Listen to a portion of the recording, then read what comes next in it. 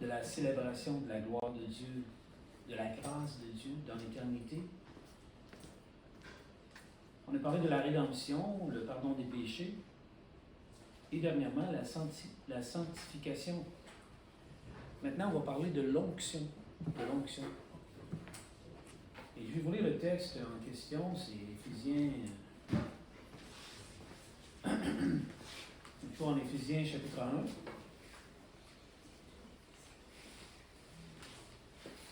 Éphésiens chapitre 1.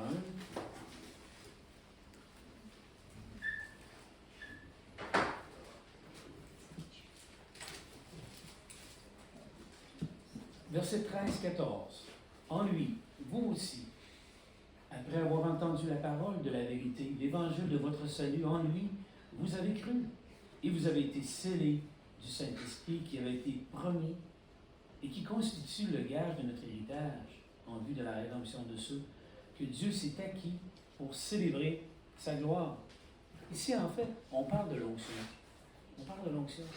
C'est un terme différent pour une phrase, une formule de l'apôtre Paul différente pour parler de l'onction. Mais l'onction, c'est quoi l'onction? On sait que si on va voir dans le dictionnaire, l'onction, c'est une action de oindre d'huile. OK? Une chose, une personne, OK, on le oint d'huile. On peut soit mettre l'huile sur la personne, sur la chose, ou simplement laisser tomber sur la personne. Ceux qui devenaient rois et prophètes de Dieu devaient être oints d'huile au nom du Seigneur. Alors, on répandait l'huile d'olive sur la tête de l'homme au nom du Seigneur, qui avait décidé, le Seigneur qui avait décidé d'en faire soit son prophète ou son roi. Puis ça, on le voit très clairement concernant le roi David et aussi au temps du prophète Élie où Élisée est oint d'huile pour être son successeur.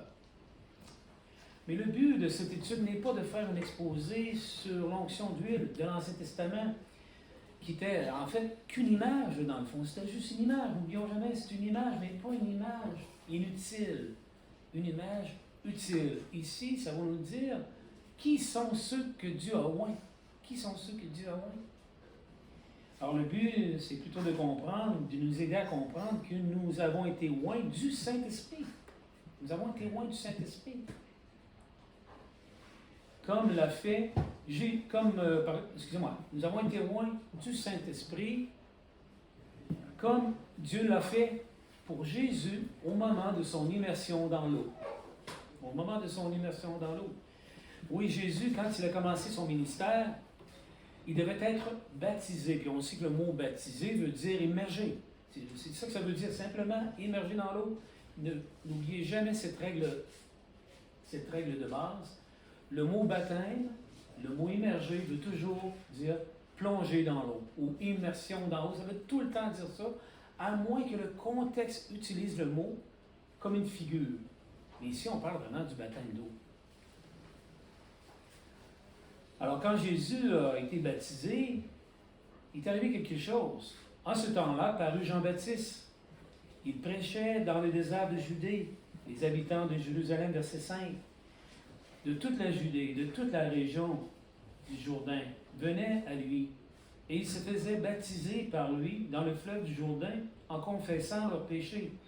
Alors Jésus vint, verset 13, de la Galilée au Jourdain vers Jean pour être baptisé. Mais Jean s'y opposait en disant, c'est moi qui ai besoin d'être baptisé par toi et c'est toi qui viens à moi. Jésus lui répondit, laisse faire maintenant car il est convenable que nous accomplissions ainsi toute justice. Alors Jean le laissa faire. Aussitôt baptisé, Jésus sortit de l'eau. Et voici les cieux s'ouvrir. Il vit l'Esprit de Dieu descendre comme une colombe et venir sur lui. Et voici qu'une voix fit entendre des cieux ces paroles. Celui-ci est mon Fils bien-aimé en qui j'ai mis toute mon affection. Matthieu chapitre 3, versets 1 à 6 et 13 à 38. Plusieurs années plus tard, l'apôtre Pierre dit au sujet de Jésus, vous savez ce qui est arrivé dans toute la Judée, après avoir commencé en Galilée à la suite du baptême que Jean a prêché, comment Dieu a oint d'Esprit Saint et de puissance. Jésus de Nazareth qui allait de lieu en lieu en faisant le bien et en guérissant tous ceux qui étaient sous l'oppression du diable, car Dieu était avec lui. Acte 10, verset 37-38. Alors vous voyez, Jean-Baptiste a fini par baptiser Jésus. Il veut être baptisé par Jésus, parce que Jean, il y a une raison pour laquelle il veut être baptisé par Jésus, parce qu'on sait que Jésus devait baptiser du Saint-Esprit. Jésus devait baptiser du Saint-Esprit tous ceux qui croiraient en lui. Tous ceux qui croiraient en lui. Alors, on sait bien que Jean n'a pas été baptisé parce que Jean était sous l'ancienne loi. C'est après la loi de Moïse, quand elle a été crucifiée sur la croix, que Jésus est ressuscité d'entre les morts, que désormais le baptême n'était plus un baptême de repentance, mais un baptême de conversion. Un baptême de conversion, absolument. Mais Jean n'a pas vécu dans ce temps-là. Jean il a vécu avant. Alors finalement, Jean n'a pas été baptisé par Jésus comme il l'espérait. Pourquoi? Mais parce qu'il y avait sûrement des raisons. Est-ce que vous pensez que Jean voulait recevoir le Saint-Esprit afin de faire des miracles? Du tout. Du tout. Vous savez que Jean-Baptiste, la puissance de ce prophète était très grande. Il n'a pas eu besoin de faire aucun miracle pour croire qu'il était prophète. Pour que les gens croient qu'il était prophète. Tout le monde, même Hérode, croyait qu'il était prophète. Est-ce que vous pensez que c'était pour recevoir l'Esprit pour prophétiser? Du tout. Du tout. Jean, il prophétisait déjà. C'est les plus grandes prophéties d'ailleurs qu'il a accomplies. Que Jésus était le Christ. Il l'a dit très clairement quand on lit Jean chapitre 3, puis etc. Le message de Jean est extraordinaire. Est-ce que aussi vous croyez que c'est pour recevoir l'Esprit afin de pouvoir se mettre à parler en langue? Du tout. C'est pas ça que Jean. Pas ça qui intéressait Jean. Ça, c'était des signes extérieurs pour dire que vraiment l'Esprit Saint avait été répandu. C'était juste des signes extérieurs, là, pour confirmer que maintenant la nouvelle alliance était là et que l'Esprit Saint, maintenant, il était disponible pour toute personne qui voulait le recevoir en obéissant à l'Évangile. Mais c'est sûrement afin qu'ils reçoivent le don du Saint-Esprit. Jean voulait avoir le don du Saint-Esprit, mais on sait que durant la vie de Jésus, l'Esprit Saint ne pouvait pas entrer dans l'homme, comme Yann le disait très clairement tout à l'heure. Tant que le péché est là, c'est impossible que l'Esprit rentre en nous. Alors, il faut croire, il faut se repentir, il faut demander le pardon de Dieu à travers les eaux du baptême. C'est là que Dieu accepte, à ce moment-là, au baptême biblique, que Dieu accepte maintenant de nous donner son Saint-Esprit, parce que c'est là qu'on est lavé à ce moment-là. Comme disait aussi notre frère Marchel qui est mort, on ne lave pas du linge propre, mais du linge sale, n'est-ce pas? Alors le baptême, c'est un lavage, là. On n'a pas été lavé avant le baptême, et si on a reçu un baptême qui, semble-t-il, nous a pas lavé, pardon, c'est pas un baptême biblique, c'est pas du tout la nouvelle naissance. Alors Jean, il voulait l'avoir, le Saint-Esprit, il espérait l'avoir. Et pourquoi? Il espérait sûrement être rempli de l'Esprit Saint, l'Esprit de vie, afin qu'il soit plus près de Dieu, afin qu'il soit plein de la vérité et victorieux sur le péché. On se souvient que Jésus avait dit de Jean qu'il n'y avait aucun homme plus grand que Jean. Jean-Baptiste était l'homme le plus grand que l'humanité a connu sur terre, le plus près de Dieu, plus près que le prophète Élie, là, plus près que Enoch, plus près que David encore. Il n'y avait aucun homme aussi grand que Jean. Et Jean dit, voici celui dont je ne suis pas digne de délier la courroie de ses sandales. Jean dit, il y en a un seul que je ne suis pas digne de délier la courroie de ses sandales. C'est celui-ci, Jésus, le Fils de Dieu. Alors, voyez-vous, qu'est-ce qu'il voulait, Jean? Il voulait être plus près de Dieu. Aussi afin qu'il soit plus plein de vérité et victorieux sur le péché, parce que Jean-Baptiste était le précurseur, celui qui préparait le chemin du Seigneur, afin que le cœur de l'homme soit préparé à la pureté, il s'engage à la pureté, il le sert dans la pureté. Puis on sait que ça caractérisait très bien Jean-Baptiste. Jean-Baptiste était digne du baptême qu'il prêchait. Il était digne de ce baptême-là. Alors voyez-vous, ici on voit bien que, quelque part, cette onction-là, la réception du Saint-Esprit, okay, qui peut parfois nous confondre quand on lit le livre des Actes, on a un peu de difficulté à saisir le langage de Luc, mais Luc a son langage, et il parle, oui, des manifestations miraculeuses du Saint-Esprit, mais aussi l'habitation du Saint-Esprit. On sait bien que ces deux choses sont très proches l'une de l'autre, mais quand l'Esprit Saint a descendu pour être disponible à toute l'humanité, il fallait le voir de nos yeux et l'entendre de nos oreilles pour que les gens soient convaincus que c'était ce moment-là que Dieu avait annoncé dans l'Ancien Testament. Alors, Jean était sous la loi, il n'était pas encore sous la grâce, mais on sait que la parole de Dieu dit quand même ceci. Les prophètes qui ont prophétisé au sujet de la grâce qui vous a été destinée ont fait de ce sujet, ou plutôt de ce salut, l'objet de leur recherche et de leur investigation. Ils se sont appliqués à découvrir à quelle époque et à quelles circonstances se rapportaient les indications de l'Esprit de Christ qui était sur eux et qui d'avance attestaient les souffrances de Christ et la gloire qui s'en suivrait. Il leur fut révélé que ce n'était pas pour eux-mêmes, mais pour vous qu'ils étaient ministres de ces choses. Maintenant, elles vous ont été annoncées par ceux qui vous ont prêché l'Évangile par le Saint-Esprit, envoyé du ciel, et les anges désirent y plonger leur regard. Dans quoi? Dans cet Évangile-là qu'on vit, là. Et cet Évangile-là qui a été donné par l'Esprit Saint, afin qu'on comprenne, qu'on sache qui est Dieu. Alors, tous ceux qui ont cru et accepté de se soumettre à l'Évangile en se faisant baptiser, immerger dans l'eau, OK, au nom du Père, du Fils et du Saint-Esprit, afin d'avoir le pardon des péchés, ont été oints du Saint-Esprit. Acte 2, 38 à 41, nous dit ceci au jour de la Pentecôte, justement, quand l'Esprit Saint est descendu et était disponible, Pierre leur dit, « Repentez-vous et que chacun de vous soit baptisé au nom de Jésus-Christ pour le pardon de vos péchés, afin d'avoir le pardon de vos péchés, nous dit le grec, et vous recevrez le don du Saint-Esprit, car la promesse est pour vous et pour vos enfants, pour tous ceux qui sont au loin, en aussi grand nombre que le Seigneur notre Dieu les appellera à la promesse de quoi? De recevoir le don de cet esprit. L'espoir de Jean-Baptiste, qui n'a pas eu lieu à cause qu'il était sous l'Ancienne Alliance. Et par beaucoup d'autres paroles, il rend des témoignages et les exhortait en disant, « Sauvez-vous de cette génération perverse. » Ceux qui acceptèrent sa parole furent baptisés. Et en ce jour-là furent ajoutés environ 3000 âmes.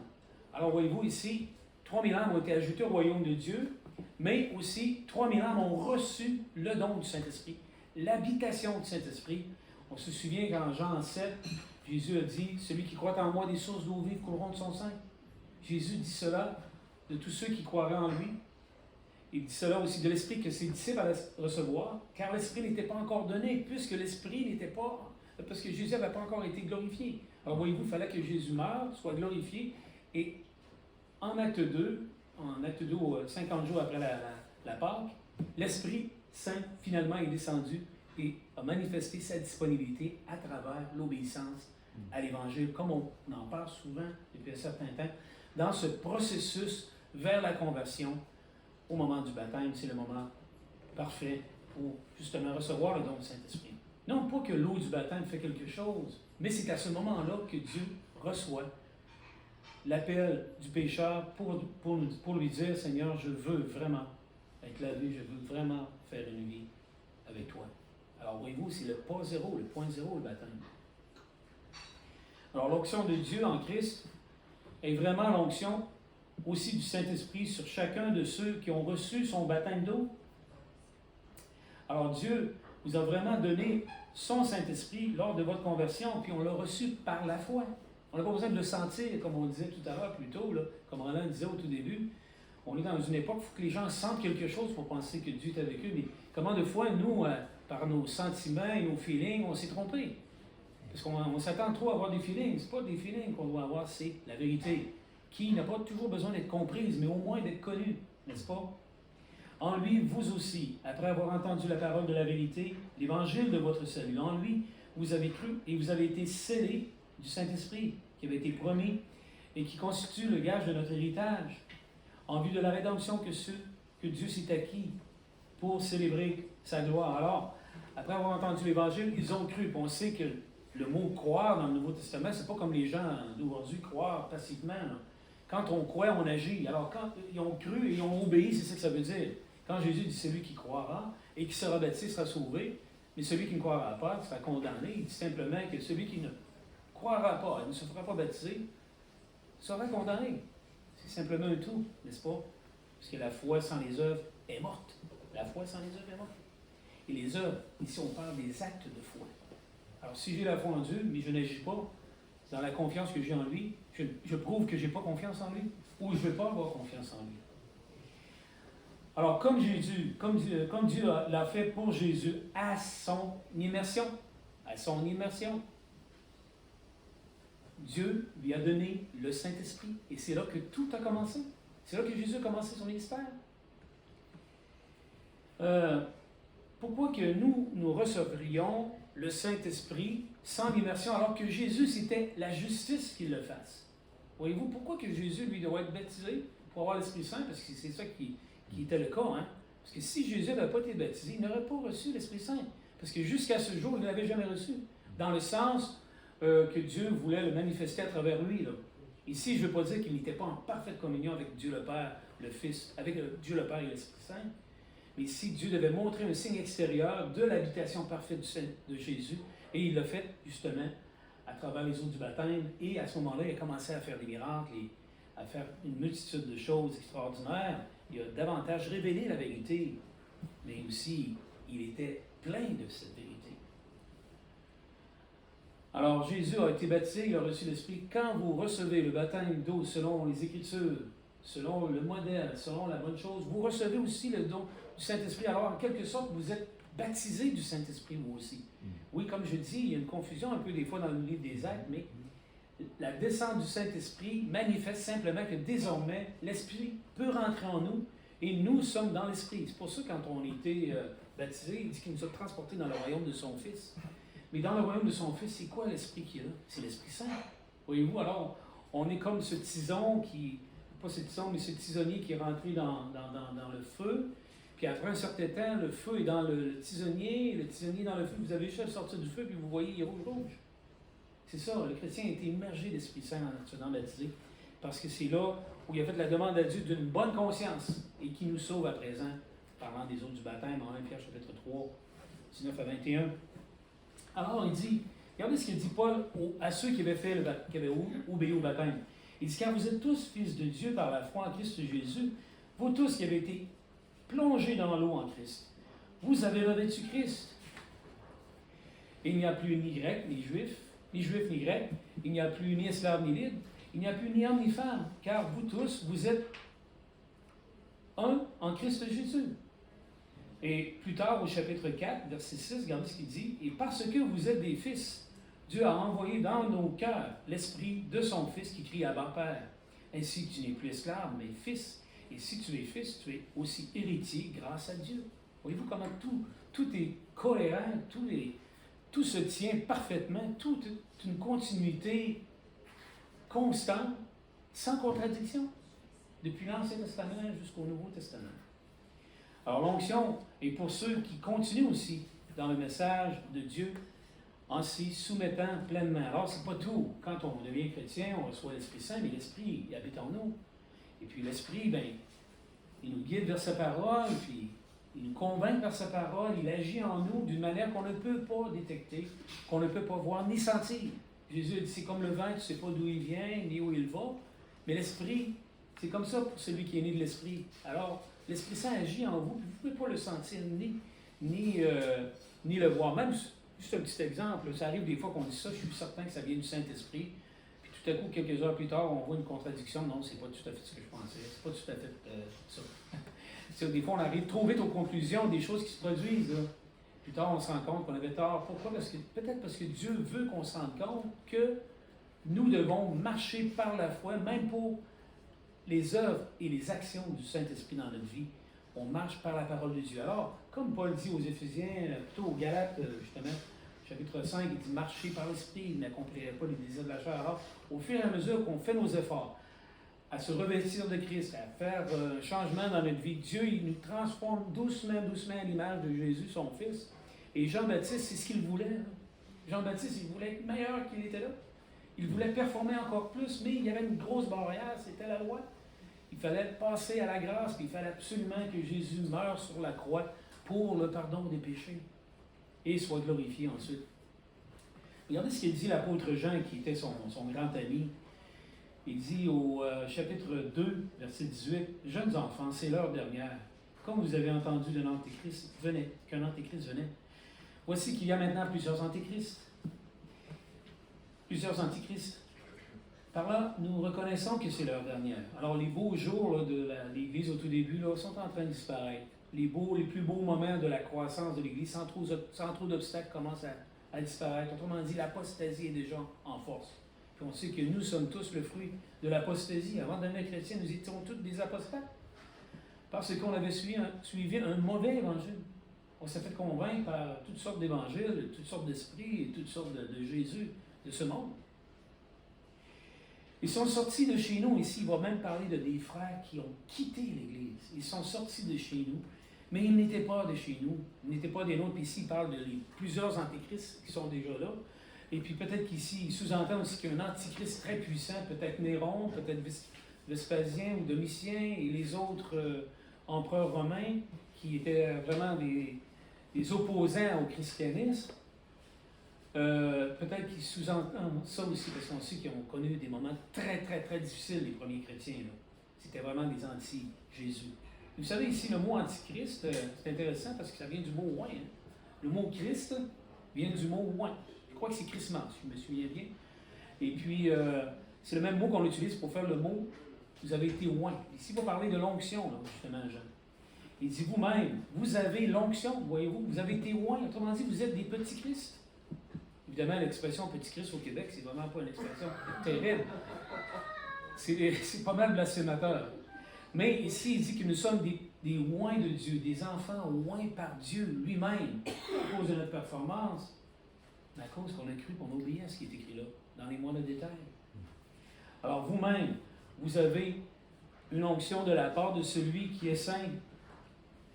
Et tous, vous avez la connaissance, voyez-vous? Et tous, vous avez la connaissance. Alors, il dit, je vous ai écrit non pas parce que vous ne savez pas la vérité, mais parce que vous la savez, et parce qu'aucun mensonge ne vient de la vérité. Qui est le menteur, sinon celui qui nie que Jésus est le Christ, c'est-à-dire le oint de Dieu. Celui-là est l'Antichrist, qui nie le Père et le Fils. Quiconque nie le Fils n'a pas aussi le Père. Celui qui confesse le Fils a aussi le Père. Pour vous, ce que vous avez entendu dès le commencement doit demeurer en vous. Si ce que vous avez entendu dès le commencement demeure en vous, vous demeurerez vous aussi dans le Fils et dans le Père. Et voici la promesse qu'il nous a faite, la vie éternelle. Je vous écris ceci au sujet de ceux qui vous séduisent. Pour vous, l'onction, voyez-vous, l'onction d'avoir été oint par l'Esprit Saint, ou d'Esprit Saint, que vous avez reçu de lui, demeure en vous, et vous n'avez pas besoin qu'on vous enseigne, mais comme son onction vous enseigne, toute chose, qu'elle est véritable et qu'elle n'est pas un mensonge, demeurez en lui comme elle vous l'a enseigné, c'est-à-dire l'Esprit Saint, on sait que l'Esprit Saint a été donné au moment du baptême, mais l'Esprit Saint continue son œuvre à travers ça ici, à travers la parole. Il continue vraiment son œuvre. Là. Et puis, c'est ça qui est merveilleux, c'est que cette onction-là, elle est décrite ici dans les pages du Nouveau Testament et même dans l'Ancien Testament. Et vous savez, c'est, comme je disais au tout début là, de mon message hier, dans la fameuse journée de dévotion quand vous êtes arrivés, les autres personnes, c'est que, tu sais, garder la parole de Dieu, c'est pas quelque chose de compliqué, mais c'est difficile. C'est difficile. C'est pas comme dans le film d'Indiana Jones, quand ils ont trouvé l'arche perdue. Là. Ils ont trouvé l'arche perdue, c'était merveilleux. On a vu une manifestation des anges qui punissaient les méchants. Finalement, ils ont pris l'arche, ils l'ont mis dans un coffre, puis ils l'ont mis dans un entrepôt de trésors archéologiques, puis on n'a plus jamais entendu parler. Moi, si j'avais été un archéologue, j'aurais dit, il faut mettre ça dans un musée, là, pour au moins la montrer aux gens, cette arche-là. Et vous savez, il y a beaucoup de gens qui font ça avec la Bible. Tu sais, ils ont un trésor, oui, j'ai une Bible, j'ai ça dans mon coffre, dans mon grenier. Mais les gens ne la lisent pas. Ils ne la lisent pas. Du tout, du tout. Elle est cachée quelque part. Tu sais. Tu sais, je me souviens très bien, je ne sais pas si vous en souvenez, mais quand moi j'étais catholique, je voyais le prêtre après les lectures là, de l'Évangile, à la fin, il embrassait la Bible, comme ça. Puis après ça, mais, avec un geste très, très, très solennel et puis très dévotionnel, il le déposait ou à peu près comme ça. Mais il y a une chose que le prêtre ne faisait pas, visiblement, mais qu'il faisait. Il faisait ça de même après. Puis il se bouchait les deux yeux, puis il se bouchait les deux oreilles, parce qu'il nous enseignait des faussetés et des mensonges. Puis je vais vous donner un exemple. Quand j'ai commencé à lire la Bible, moi j'ai été voir les prêtres à Sainte-Anne-de-Beaupré. Je restais à Beaupré. Pour qu'ils m'instruisent et qu'ils m'aident à comprendre la Bible. Et finalement, je me suis rendu compte qu'ils ne la lisaient pas, la Bible. J'étais vraiment un néophyte dans les Écritures. Puis je comprenais mieux qu'eux alors que je la lisais, puis je ne comprenais pas. Voyez-vous? Mais pour dire, tu sais, voyez-vous, garder la parole de Dieu, ça ne veut pas dire d'avoir une Bible dans notre bibliothèque, puis l'honorer, puis dire, regardez, moi aussi j'ai une Bible. Non, c'est de la lire. C'est de plonger dedans. Parce que c'est ça qui nous délivre. C'est ça qui nous délivre de la puissance des ténèbres. C'est ça qui fait en sorte que cette onction-là peut demeurer en nous. Parce que si, après avoir été baptisé, une personne ne vient plus jamais à l'Église, n'entend plus jamais la parole, ou ne pratique plus la parole, il va être parmi ceux qui nous ont abandonnés, comme dit Jean ici. Il dit très clairement, ils sont sortis des nôtres. Alors, ces gens-là ont été baptisés. Là. Ils nous ont abandonnés. C'est grave d'abandonner la parole. C'est très grave. Les conséquences sont très graves. L'Écriture dit même que ce serait mieux de jamais devenir chrétien si on l'abandonne. Puis si on est devenu chrétien, on aurait été mieux de ne pas l'entendre.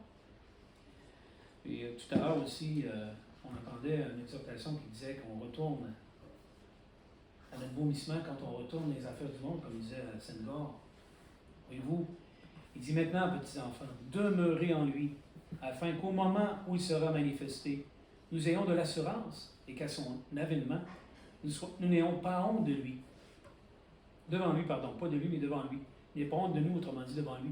Si vous savez qu'il est juste, reconnaissez que quiconque pratique la justice est né de lui. Voyez-vous, autrement dit, le processus du renouvellement du Saint-Esprit, parce qu'il dit on est de l'Esprit, on est renouvelé, on est régénéré, comme dit Paul à Tite, par le baptême de la régénération et le renouveau du Saint-Esprit, en se conformant, en suivant exactement les détails qui sont tous là. En faisant ça, on est de nouveau à chaque jour, comme notre corps, les cellules se renouvellent à chaque jour jusqu'à un certain âge. Après ça, on commence à mourir. Mais le chrétien, c'est le contraire. Lui, il se régénère de plus en plus. Puis une chose que j'aime beaucoup, il faut te donner un exemple, Yann. Regardez Yann. Comment qu'il pense? Jeune. C'est beau, j'aime ça. Mais si Yann avait refusé l'Évangile ou abandonné l'Évangile, ce ne serait pas le même Yann qu'on voit là. Ce ne sera pas le même Carole, ce ne sera pas la même Lise, ou même Senghor, ou Anne, ou chacun d'entre vous. On serait très, très, très différents. Là. Très, très, très différents. Voyez-vous, c'est pour ça qu'on doit vraiment continuer. Tout ce qu'on a à faire, Seigneur, je te demande pardon, je recommence. Et ce processus se continue à chaque jour. On n'a pas besoin d'être baptisé une deuxième fois. Quand on était baptisé une fois, c'est fini. C'est réglé, on est rentré dans le règne de la grâce.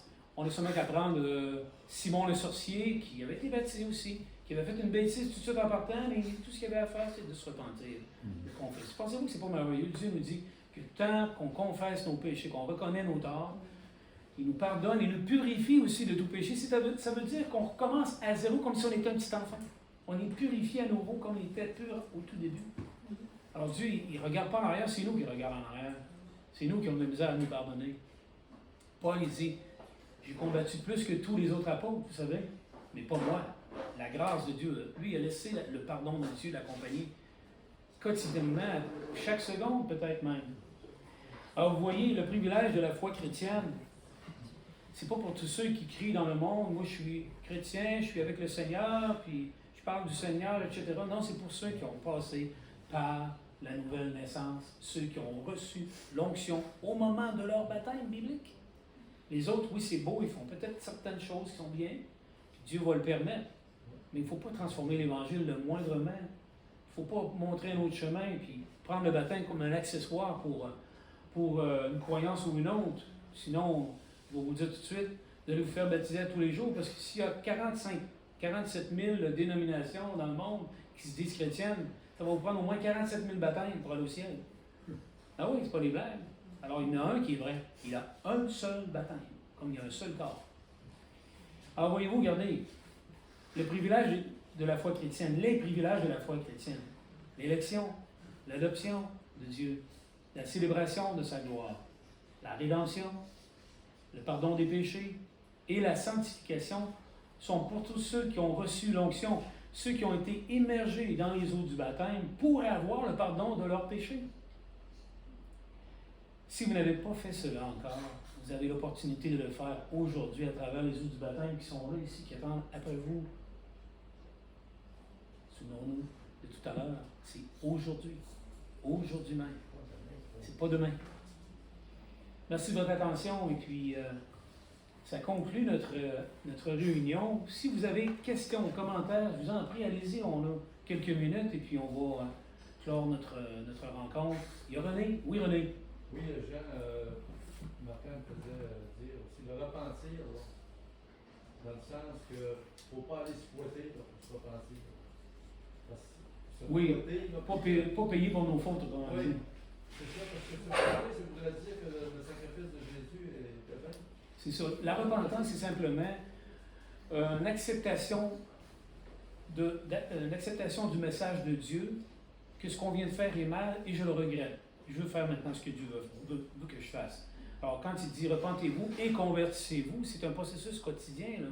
Alors, c'est pour ça que Jean dit si nous disons que nous n'avons pas de péché, nous nous séduisons nous-mêmes. Et si nous confessons, il est fidèle et juste pour nous pardonner nos péchés et nous purifier de toute injustice. Alors, voyez-vous, le processus continue tout le temps. Mais c'est ça que ça veut dire repentez-vous et convertissez-vous. Alors, c'est constamment ce qui est arrivé. Puis, écoutez, Pierre reniait Jésus là, deux fois. Là, c'était dur pour lui de se pardonner ça, mais il savait que c'était la seule solution. Merci, Jean. Bienvenue. Oui, Benoît.